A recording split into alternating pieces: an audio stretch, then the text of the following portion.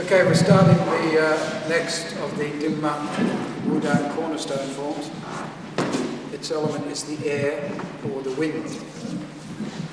And it's told that obviously they didn't have aeroplanes back then, they got all the ideas from this form for what the air, because you can't see the air of course, for what the air does to other things, like birds in flight, eagles and so on, plummeting down and doing all that stuff. Then the clouds just wafting around like this, or maybe kites in the sky or something like that. So that's where they got the idea from the airs. So although you can't see the air, you can see what the air does. Two things.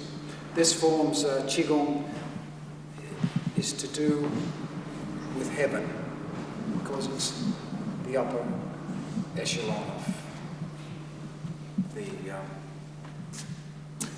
the air is up there. The first one was water, so that's extreme. The air or the sky is extreme. The next two are the valley and the mountains, so they're sort of in between. The qigong for this one, the main qigong, the air is representative of the Shen or the spirit. But the qigong for this one that we'll do later is of the body and soul, or body and mind, if you like. So it creates a much more harmony or balance within your body and your mind, obviously. So we'll start right from the top. It starts off slowly. It's a qigong in itself to start with, to represent the air, that nice little breeze, and all of a sudden the air can turn into a killer, and that's what this form's about. Like the water, which goes like this and then goes like that, same with the air. Starting in a power stance, and you're just centering down on your left sweet spot just before your heel. Just bring your weight forward slightly and just bring your right hand out. It's small frame form. I'll show you this in a larger thing in a minute. Your hand comes out like this, and then comes over, and you sit back as your left hand comes forward.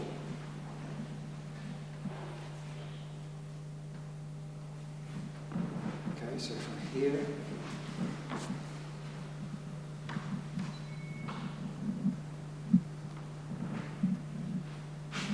that's an in-breath and an out-breath. It should feel really nice to do that. The smaller your hands, the more quality you get in that little opening qigong.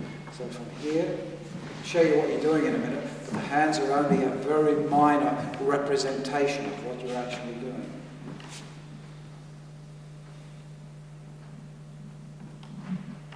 Now you strike with a penetrable, a strike. That's the strike you did earlier. There. And now again, do a move like this as you sit back.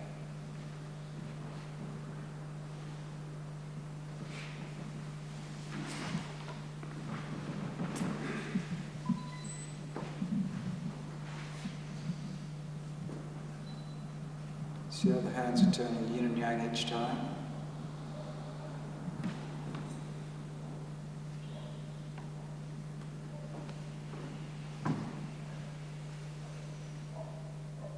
Let's represent the clouds, just going by nicely like this. I'll show you what he's doing there. There's an attack here or something, bang! That's coming straight into stomach 9 here. Then straight into here, into the 9 point or into the stomach 5 point. So he's throwing his punch, we'll get in. Instantly, two deadly Dim-Mak strikes.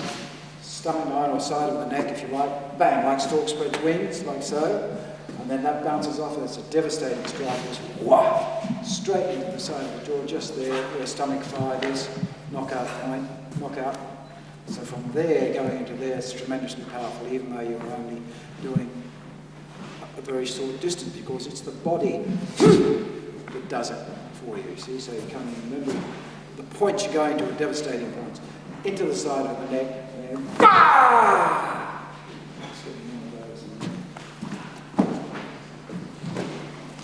So we're getting that strike first of all. It's like a stork spreads wing strike. So it's going and it's going straight into, and then, as this one comes back, it's not a neck breaker this time, this one's coming forward, straight into the third, the mind point here. Combination of these points is absolutely devastating. It's death time. Bang, bang, and we simply got. There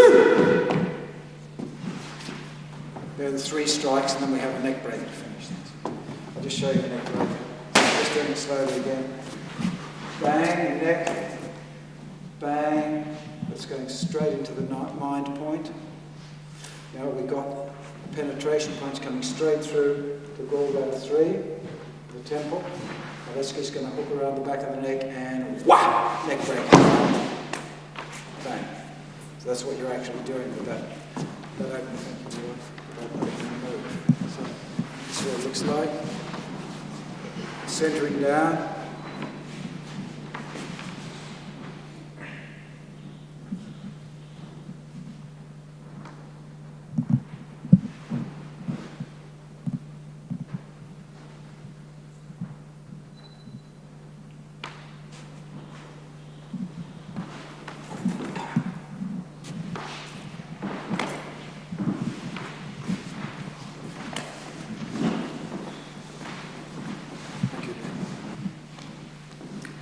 Okay, the rule is when your right hand's forward, the weight's forward. When your left hand's forward, the weight's back. Simple as that. The first strike, the right hand's the first 2 strike, the right hand. So your weight's forward on the first 2 strikes. Left hand's forward, so you sit back. Right hand's forward, so you come forward slightly. And your left hand does the neck break, so you're back. From here, the left hand just goes like that. So from that next break, turn your right foot out, and your heel comes in actually, turn your hand like this. You're going to be heading off that way, so your intent is going that way. You're going to do an elbow strike as you pull your hand forward, but turn back to the rear. Watch. So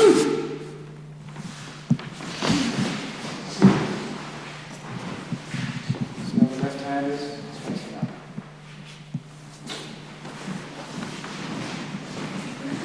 So from here, grab around the neck, turn your foot out. And you step to get a pigeon-toed stance. Now it's a Fajing move. This is your first Fajing move. You're going to hit with the elbow, but thrust your left hand. You're going to turn your right toes out and bring both hands out like this. Step forward and see the position of the feet, the parallel.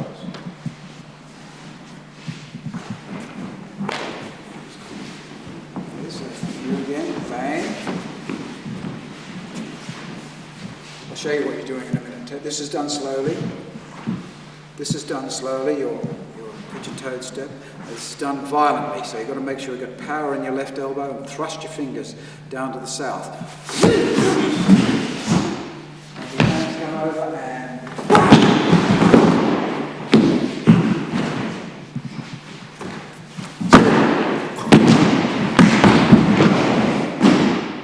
see how the right hand should come down like that. So there are those. And the weight slightly back.